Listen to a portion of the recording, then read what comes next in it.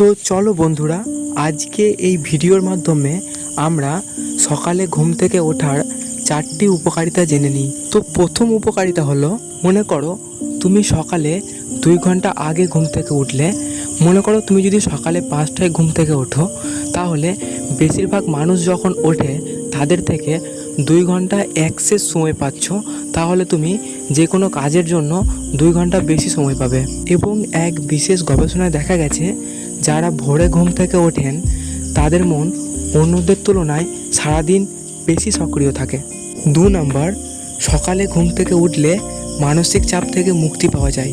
অনেকেই হয়তো জানো যে ভোরের সময়টা ব্রহ্ম সময়, তাই ওই সময় যদি সকালে ওঠা যায় তাহলে মানসিক চাপ থেকে মুক্তি পাওয়া যায়। 3 নম্বর, যদি তুমি সকালে ঘুম থেকে ওঠো তাহলে তুমি যে কোনো কাজে সহজেই ফোকাস করতে পারবে এবং তোমার কাজও অন্যদের তুলনায় ভালো হবে। এবং 4 নম্বর, তুমি যখন সকালে ঘুম থেকে উঠবে তখন তোমার নিজের মধ্যে একটা ম্যানার তৈরি হবে এবং নিজের মধ্যে একটা পজিটিভ এনার্জি তৈরি হবে, যেখানে তোমার মন তোমাকে সব কাজ রুটিন অনুযায়ী করাতে বাধ্য করবে। তো বন্ধুরা, ভিডিও থেকে যদি একটু উপকৃত হয়ে থাকো তাহলে ভিডিওটা একটা লাইক করবে এবং চ্যানেলে নতুন হয়ে থাকলে চ্যানেলটি সাবস্ক্রাইব করে নেবেন।